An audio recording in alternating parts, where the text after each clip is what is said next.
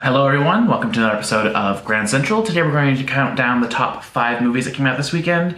It's not going to be a ranking system of which one's terrible, it's just going to be for you guys to make a decision of all the films that came out, what should you make your priority. So the 5th one you can still see, but I'm just saying that it's less of a priority because I feel like the payoff of seeing it isn't as high as the other ones. So with that, let's begin.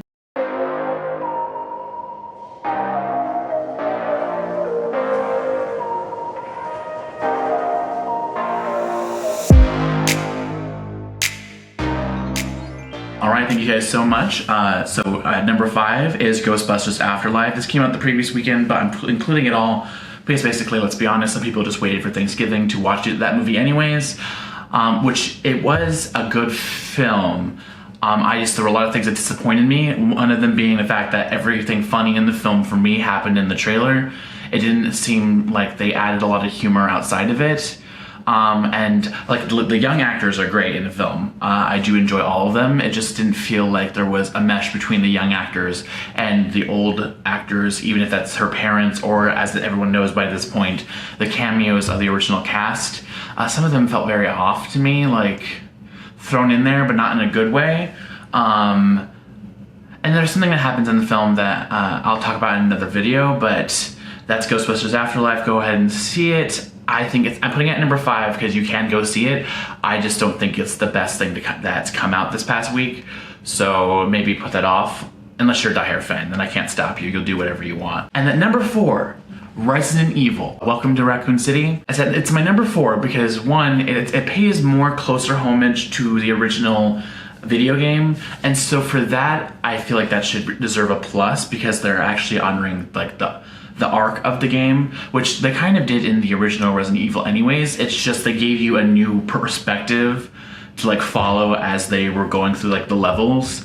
So that's like one of the major differences. The only thing that I have a problem with is you're taking out like you as a first person, so you're no longer shooting. And I felt like Claire and Chris Redfield, who are the main characters of the video game, and then you have Jill Valentine, but for those 3 people, actually for everybody in that movie, I felt like the stakes were 0. Mostly because they never defined what was happening to the town. And so like there were zombies there were people who were acting like zombies, and then there were people who were just being strange, who weren't actually going to the part of like actually hurting people. And so that really confused me, especially because at the ending, it didn't really feel like anybody got hurt because there was like an overcome of zombies. A lot of the writing felt very much like, we need somebody to die at this point. Okay, now we're zombies. These people are attacking you. And then I enjoyed it a lot because of like the homage to the original video game. But like, there's no high stakes because I never felt like Chris or Claire were in danger. I didn't feel like Jill was, and it felt like everything that happened was scripted. It didn't feel like a living universe to me. It felt very like, now this happens, now this happens, now this happens, but not like we're watching it happen in real time. It felt overly produced for me. But it is a number 4 for me because while I had problems with it, I felt like the payoff of seeing it was higher for me than Ghostbusters Afterlife. To be honest, I felt like some of the things I went over of relying and just doing plot by plot, and like I kind of felt like that was Ghostbusters, which is why I was like, which one had the higher payoff is why Ghostbusters is number 5 instead of number 4, because for me that one had a better payoff. And at number 3 is King Richard with Will Smith. I felt it was like a great sport biopic. A lot of people don't like those, but I don't even like them. But there was something about this film that even though that we were going through the life of Serena and Venus Williams with their father, it was also giving you a lot of like lessons, because I thought it was interesting, like you have to sell yourself, and then when you hear no, you just gotta keep going, and then like tell them, like it's okay to tell somebody when they tell you no that it's gonna be a mistake, as long as you put in the work and you plan out what's gonna happen next. That's all that matters. You always have to just know your future. And it was also, I felt like a very carefully crafted piece, because the Serena sister, like the Williams sisters, were involved the entire time. When we got into the stuff that probably isn't the best for a human being to do, it didn't feel like they were trying to make you judge somebody. It felt like this is what he did. And this is also what he did. And so he was a good person who just happened to have done some things that were questionable. And I feel like that's basically what humanity is.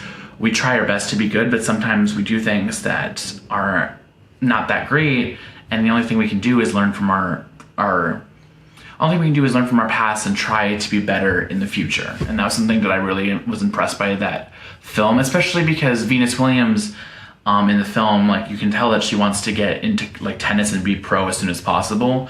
And what I liked that they pointed out with King Richard, her father, is he got her into a training course that was for professionals, but he made sure that before she went pro, she was ready to take on the weight of what being in the like public light and being a pro tennis player actually was. And so through doing that with Venus, it actually rubbed off on Serena. And I just thought that was like a really great message and piece to work hard for the goal that you want in your life, but make sure that you also work on being covered for what comes with achieving success in the career you want to get into. And at number 2, I think mostly because it's Thanksgiving weekend is why I'm putting it at number 2, not because I can really choose, because they're very different pieces, number 2 and number 1. But I'm putting number 2 at House of Gucci. I think it's like one of the most well-crafted like acting pieces with casting, because everybody in the film felt very like realistic and like they were there for a purpose. And like Jared Leto was very like invisible behind his character in this piece. So like the entire time I kept busting laughing, and I was like, I don't understand why I'm laughing so hard at Jared Leto. I normally don't like him in his films. And he surprised me.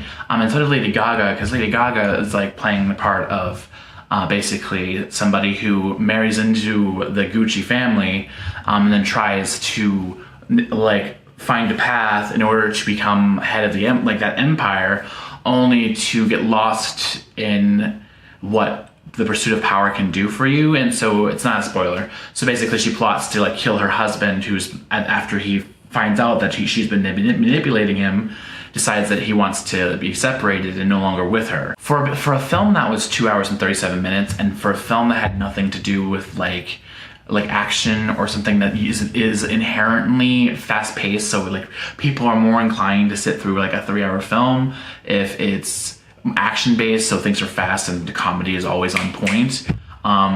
This film, for me, passed in like an instant. I was really surprised because I knew how long it was, and I was like, oh, is it finished already? I feel like I just barely sat down. And I watched 3 of these films in the same day, and this was the last one I watched, so you would have thought that I would have been drained, but I was not. I was actually really impressed with this film. At number 1, if you watch any movie this weekend, I feel like you should make a point to watch this movie, because we're going to Thanksgiving and it's all about gathering with family and giving thanks and being grateful for all your blessings. And I really feel like if you can only watch one movie, then you should watch Encanto, the new Disney animated film.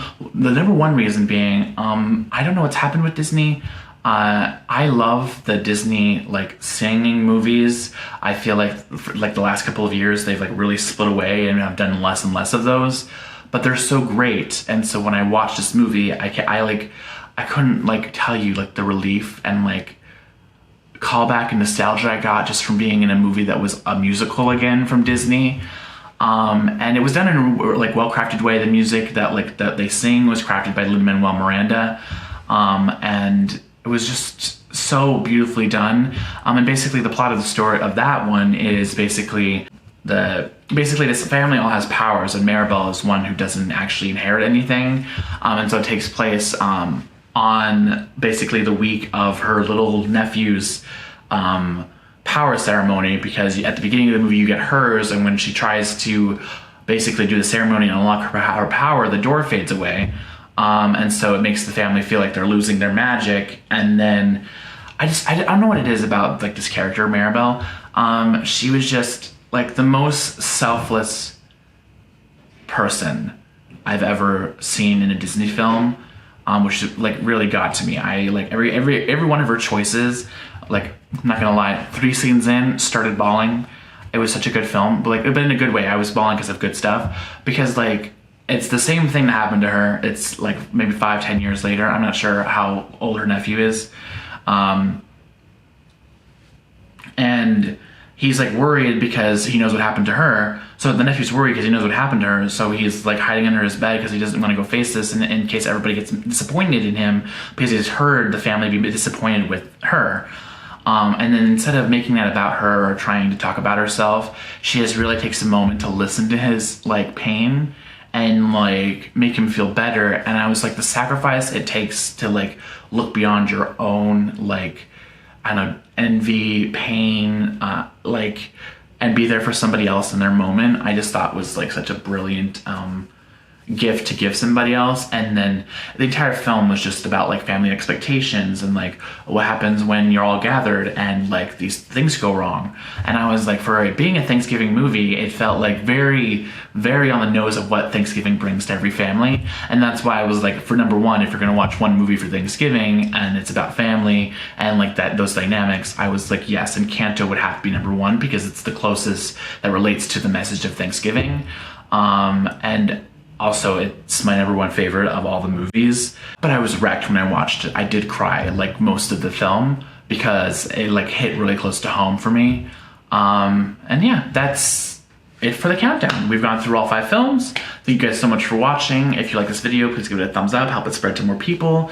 If you guys have watched any of these movies and you want to comment about what you thought of my list. Again, I'm not saying any of these movies are terrible. I'm just ranking like priority to like, I'm just ranking priority of what, if you can only watch one film this weekend, what you should like put on the top of your list. That's it. Thank you guys so much. I appreciate you guys watching. If you aren't subscribed, please subscribe so you can get notified when I post my videos. If you push that bell button, you'll for sure get those notifications. And that's it. Thank you guys so much. I'll see you guys next time. You guys know the old saying, you know, bye.